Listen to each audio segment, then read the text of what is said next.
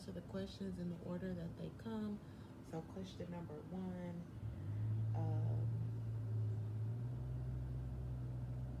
in the lesson that you are developing for our anti-racist lesson plan assignment, are there components of the assignment that you envision being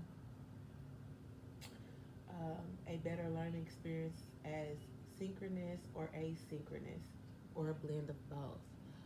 Um, just off of like the top of my head and what I know I'm more comfortable with. And when I say off the top of my head, I just mean as far as like when I started planning my lesson, I didn't really think about um, if I were teaching online. I thought about a traditional classroom, and that's probably because that's just where I'm comfortable.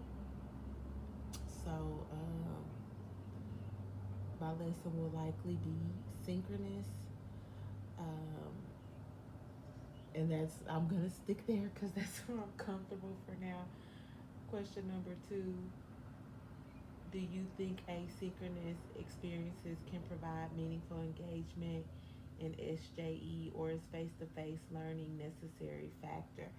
Um, I don't necessarily feel like face-to-face has to be, or face-to-face learning has to be in effect for your lesson to be impactful, but I do think that giving students the opportunity to discuss with each other, to discuss with the teacher, and the teacher being there facilitating the teachers, not the teachers, but the students' conversations.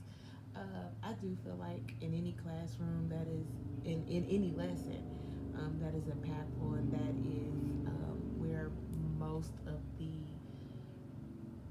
discovery happens, or a lot of the discovery happens, um, and that's where students really things really begin to click for students, and they begin to understand.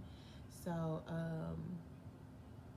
I do think it's necessary to engage in some sort of discussion to really make the lesson meaningful.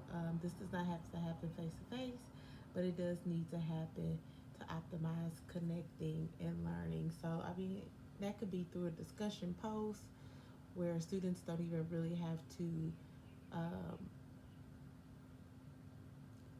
interact physically, but they're still interacting. So, question number three: when looking at the different activities, this one's kind of long, so I won't read the whole thing, but it's just where we looked over the different quadrants on 381, and she's asking, do we feel that um, these would be how do we feel like these quadrants can be used in professional development? I said I do believe these lessons are needed, not just at the beginning of the year. I feel like it should be happening throughout the entire school year,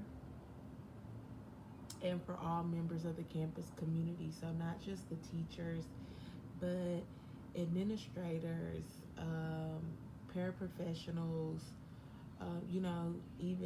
even the students.